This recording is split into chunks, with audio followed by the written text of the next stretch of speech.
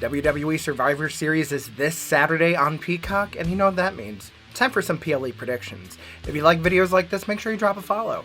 So up first we have for the United States Championship, LA Knight is going to be defending his championship against the Artist. Shinsuke Nakamura recently made his return, attacking LA Knight after successfully defending that United States Championship against Santos Escobar.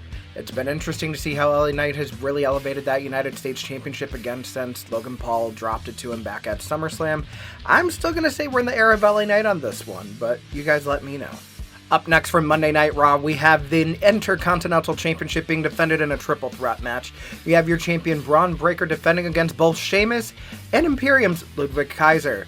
Now this past Monday on Raw, we did see Sheamus come out and break up that match between Kaiser and Breaker, setting up a huge triple threat match for that elusive championship that Sheamus needs to become a Grand Slam champion.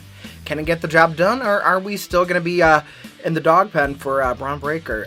I'm going to say, and still, Intercontinental Champion Braun Breaker, but like I said, let me know down below.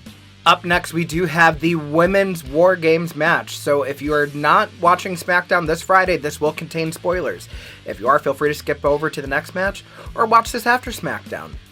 So, for the Women's War Games match, we have Team Liv Morgan, the Women's World Champion, Raquel Rodriguez, the WWE Women's Champion Nia Jax, the WWE Speed Women's Champion Candice LeRae, and Miss Money in the Bank Tiffany Stratton, going against the team of one half of the Women's Tag Champions Bianca Belair, Rhea Ripley, Naomi, Io Sky, the number one contender for the Women's World Championship, and as we will find out on SmackDown, replacing the injured Jade Cargill after her interference this past Monday on Raw in that main event advantage match, Bayley. Now, WWE is no stranger to the Can They Coexist storyline. We've seen this multiple times over the years, but it seems like every part of this team has a little bit of dissension.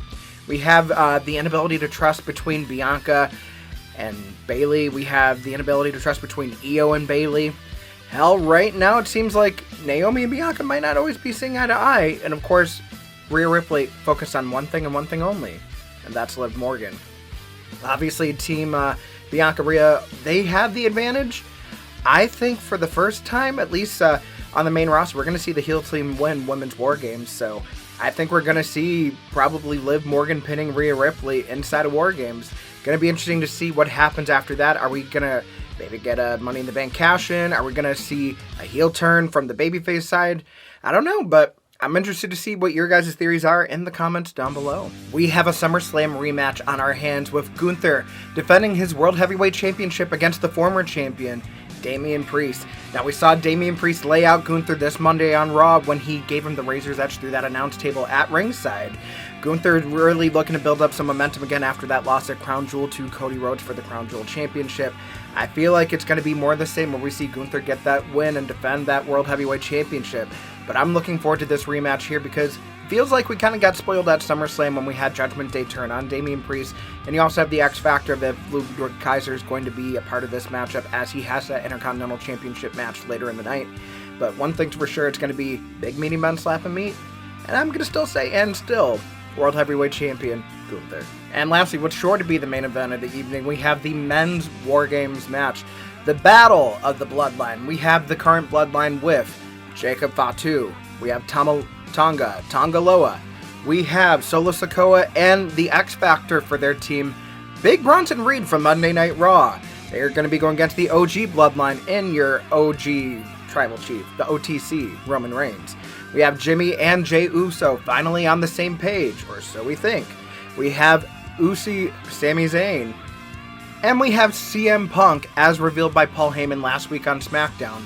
Seems like the wise man is back in the good graces of the OG Bloodline, but what's going to happen inside that double ring cage? I feel like, if anything, we're going to see a little bit more dissension between the OG Bloodline. It's going to be interesting to see if it's going to be at the hands of no one else but Paul Heyman. We saw him wearing those Solo Sikoa colors, that red and black suit.